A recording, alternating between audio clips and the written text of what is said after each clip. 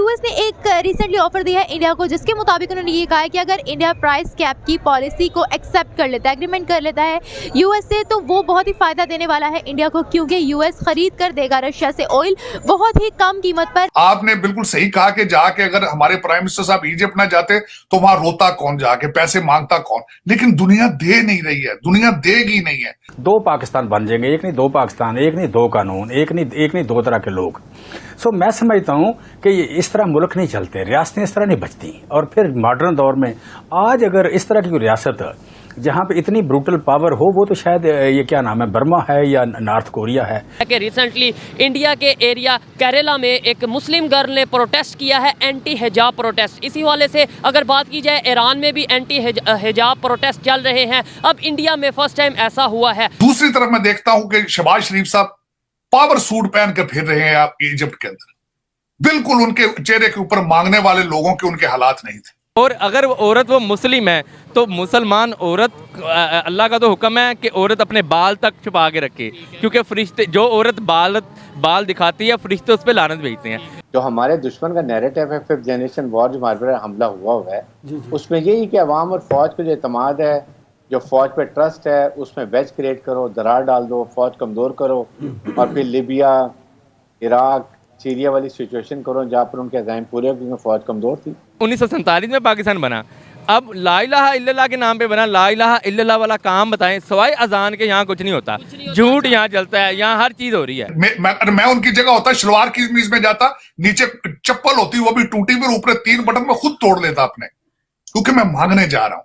1,24,000 पैगंबर आए, उनकी उम्मतों में, उनकी कौम में जितने गुनाह किए, जो अल्लाह पाक ने उनको गर्क किया, वो सारे मिक्स करो ना पाकिस्तान में शुमार है। क्या कि यहाँ पे क्या कानून और आइन की बालादस्ती है? जवाब है नहीं। क्या हम महफूज हैं? नहीं। एक ऐसा प्राइम मिनिस्टर नजर नहीं आ रहा था जिसके 4 करोड़ लोग खुले आसमान के नीचे हो और इस्लामाबाद को आग लग चुकी हो। इस्लाम जो है ना, वो इस चीज़ की इजाज़त नहीं दे रहा कि आप जो है बाल खोल के रोडों पे फिरें। आपकी वजह से माशरा ख़राब हो रहा है। अब देखो हमारे माशरे में कितने बच्चियों के साथ ज्यादती हो रही है। IT एक्सपर्ट्स में इस वक्त दुनिया में सबसे ज्यादा नाम किसका है? इंडियंस हैं। इंडियंस है ना, तो ऑब्वियसली अमेरिकन कंपनीज को इंडियंस की जरूरत है। नमस्कार दोस्तों, अमेरिका ने भारत को एक बहुत ही लुभाने वाला ऑफर दिया। अमेरिका ने भारत से कहा कि भारत अमेरिका की प्राइस कैप वाली पॉलिसी को एक्सेप्ट कर ले, जिसमें अमेरिका रशिया और बाकी कंट्रीज से कम दामों में तेल खरीद कर भारत को देगा, और इससे भारत को काफ़ी ज़्यादा फ़ायदा होने वाला है। लेकिन दोस्तों, हमारे foreign minister S Jaishankar sir ने अमेरिका का मुंहतोड़ जवाब देते हुए अमेरिका के इस ऑफ़र को ठुकरा दिया। उन्होंने कहा कि भारत चंद पैसों के लिए अपनी दोस्ती रशिया के साथ खराब नहीं कर सकता है। भारत कभी भी प्राइस कैप पॉलिसी को एक्सेप्ट नहीं करेगा। और साथ में जयशंकर सर ने यह भी कहा कि मेहरबानी करके अमेरिका भारत की फॉरेन पॉलिसी के बीच में ना आए। ये होती है असली दोस्ती की ताकत। चाहे कितने भी लोग लुभाने की कोशिश करें, एक दोस्त कभी भी अपने दूसरे दोस्त को धोखा नहीं दे सकता है। इस केस में भारत और रशिया है। तो चलिए दोस्तों, इसी पर पाकिस्तानी मीडिया का रिएक्शन देखते हैं। व्यूअर्स, आज हम बात करने वाले हैं ऑयल के बारे में। अगर मैं बात करूं इंडिया की, तो इंडिया रशिया से ऑयल खरीदता है और काफ़ी अर्से से खरीदता आ रहा है। इसी में यूएस ने एक रिसेंटली ऑफर दिया है इंडिया को, जिसके मुताबिक उन्होंने ये कहा है कि अगर इंडिया प्राइस कैप की पॉलिसी को एक्सेप्ट कर लेता है, एग्रीमेंट कर लेता है यूएस से, तो वो बहुत ही फायदा देने वाला है इंडिया को, क्योंकि यूएस खरीद कर देगा रशिया से ऑयल बहुत ही कम कीमत पर। लेकिन आज जो मीटिंग हुई है उसमें जयशंकर ने, जो कि फॉरेन मिनिस्टर है इंडिया के, बहुत ही ज़बरदस्त किस्म का जवाब दिया है यूएस मीडिया को कि आप अपने काम से काम रखें, हम लोग अपनी दोस्ती चंद पैसों के लिए खराब नहीं कर सकते हैं। तो जिस तरीके से इंडिया ने डोमिनेंट नहीं होने दिया अमेरिका को, एक बार फिर से खुद पर उसी के बरक्स अगर हम पाकिस्तान की बात करें, अगर यही ऑफर हमारे सामने होती, हमारे सामने चाइना या रशिया होता, तो क्या हम ये ऑफर एक्सेप्ट कर लेते या नहीं कर लेते? क्या पाकिस्तान बिक जाता या नहीं बिक? ये फॉरेन पॉलिसीज़ को बेहतर बनाने के लिए अगर उनसे यूएस ने कॉन्टैक्ट किया था, तो यूएस भी तो एज अ फॉरेन कंट्री है ना उनके लिए, तो वो उनको एज अ बाईपास कर रहा है यूएस इंडिया के लिए वाया रशिया। तो इंडिया को मेरे ख्याल से एक्सेप्ट करनी चाहिए थी ये ऑफर, अगर उनको सस्ते दामों में दिया जा रहा है। तो ये एक बिजनेस का ये रोल है, जहाँ से सस्ती चीज़ और अच्छी चीज़ मिले ले लो। दोस्ती खराब कर लेते वो? दोस्ती क्यों खराब करते? वो रशिया से बात करते अगर रशिया उनका इतना अच्छा दोस्त है तो। रशिया उनको ऑयल दे रहा है, इसमें अगर तो वो ये करते ना कि हम यूएस की पॉलिसी अपना लेते अपने फ़ायदे के लिए, जिससे यूएस उनको और भी फ़ायदा देने वाला है।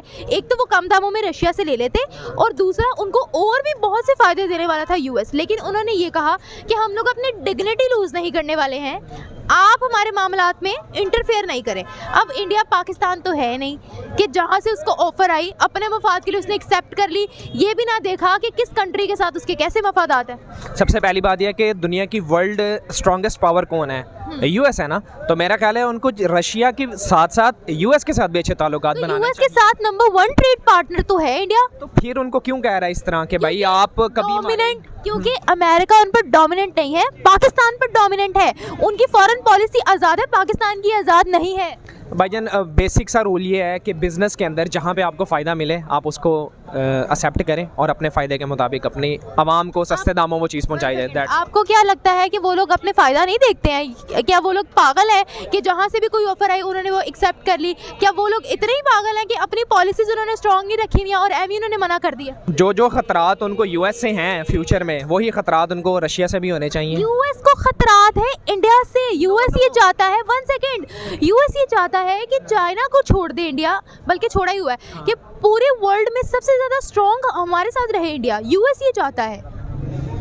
तो फिर अभी तो आपके मुताबिक रशिया के साथ उनके स्ट्रॉन्ग रिलेशंस हैं, तो वो ऑयल इंपोर्ट नहीं कर रहे हैं उनसे वाया यूएस, तो यूएस के साथ अगर कर लेंगे तो उनके वो आपको किसने कहा है वो ऑयल इंपोर्ट नहीं करे रशिया से? वो ऑयल इंपोर्ट कर रहे हैं, बट देखिए अमेरिका नहीं कर उनका ना एक रूल है कि बिजनेस अपनी जगह, उनकी फॉरेन पॉलिसी अपनी जगह, वो लोग वही करते हैं जो उनको सही लगता है, ठीक है? उनके मामलात में कोई इंटरफेयर नहीं कर सकता है। दैट्स वाई ये स्टेटमेंट दी गई है। और आपको क्या लगता है अगर उन्होंने अमेरिका की ऑफर नहीं अपनाई तो उनको कोई फ़र्क पड़ने वाला है इंडिया को? नहीं, फ़र्क तो ऐसा नहीं पड़ेगा, लेकिन हो सकता है कि नियर फ्यूचर और फॉर फ्यूचर कुछ ना कुछ इसके इफेक्ट्स हो सकते। उन्होंने आपको पता है दिवाली पर पिछले साल अगर बात की जाए तो उनकी बहुत भारी इंपोर्ट होती थी चाइना से, बट उन्होंने चाइना का बायकॉट किया क्योंकि इन दोनों कंट्रीज़ के दरमियान जो थे वो कॉन्फ्लिक्ट ज़्यादा थे। वही सारी इंडस्ट्रीज़ अपनी कंट्री में लगाई और दुनिया को बताया कि हम चाइना के बगैर सर्वाइव कर सकते हैं भाई।